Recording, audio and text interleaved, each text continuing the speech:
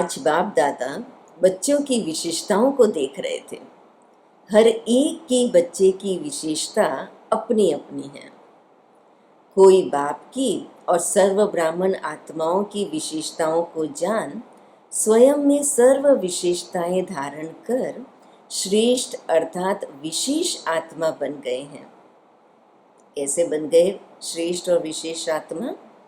बाबा की और सर्व ब्राह्मण आत्माओं की विशेषताओं को जान स्वयं में सर्व विशेषताएं धारण कर श्रेष्ठ अर्थात विशेष आत्मा बन गए हैं।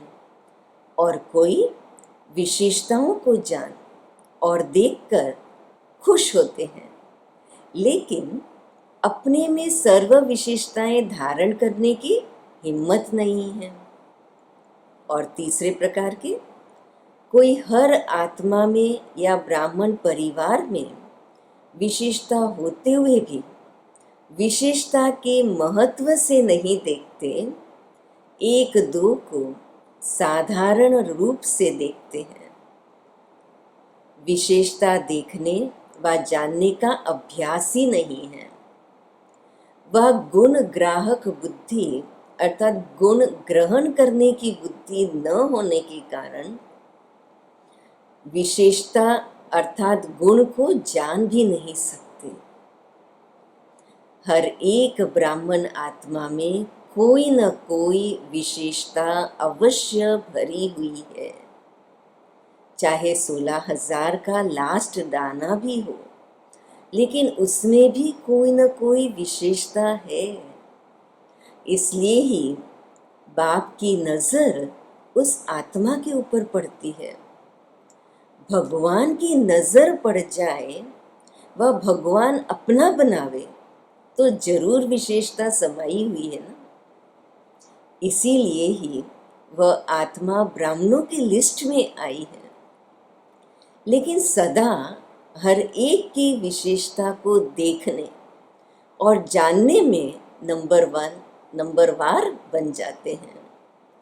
बाप दादा जानते हैं कि कैसे भी भल ज्ञान की धारणा व सेवा में याद में कमज़ोर हैं, लेकिन बाबा को जानने, बाबा के बनने की निश्चय बुद्धि, बाप को देखने की दिव्य नज़र, यह विशेषता तो है ना,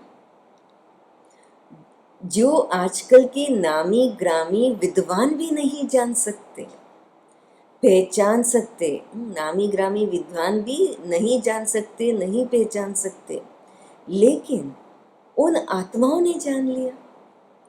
कोटों में कोई, कोई में भी कोई इस लिस्ट में तो आ गए। इसीलिए कोटों में से विशेष आत्मा तो हो गए ना। विशेष क्यों बने? क्योंकि ऊंचे ते ऊंच बाप के बन गए।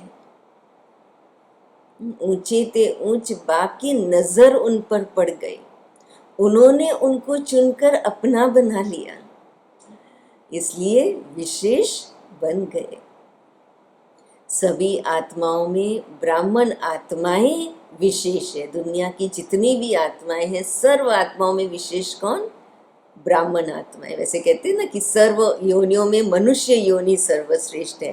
बाबा कहते हैं सर्व आत्माओं में ब्राह्मण आत्माएं विशेष हैं। सिर्फ कोई अपनी विशेषता को कार्य में लगाते हैं, इसलिए यह विशेषता वृद्धि को प्राप्त होती रहती है और दूसरों को भी वह दिखाई देती है। और कोई में विशेषता रूपी बीज तो है, लेकिन कार्य में लाना, यह है बीज को धरनी में डालना। विशेषता को कार्य में लाना अर्थात विशेषता रूपी बीज को धरनी में डालना। जब तक बीज को धरनी में नहीं डालें तो वृक्ष भी नहीं पैदा होता, दूसरों को भी फिर वो विशेषता दिखाई नहीं देती, विस्तार को फिर प्राप्त नहीं कर पाते हैं, वृद्धि को प्राप्त नहीं कर पाते हैं। ब्राह्मण जीवन की विशेषता है मेहनत कम, प्राप्ति ज़्यादा, क्योंकि मोहब्बत के आगे मेहनत नहीं है। अब लास्ट जन्म में भी ब्राह्मण मेहनत नहीं करते, आराम से खाते रहते हैं। अगर नाम का भी काम करते हैं तो भूखे नहीं रह सकते। कहते हैं नाम मात्र का भी अगर कोई सेवा कर ली, नाम का भी सेवा कर लिया तो भी भूखे नहीं रह सकते हैं। तो इस समय के ब्राह्मण जीवन की विशेषताओं की अब तक निशानियां देख रहे हो। इतनी श्रेष्ठ विशेष आत्मा हो, समझा?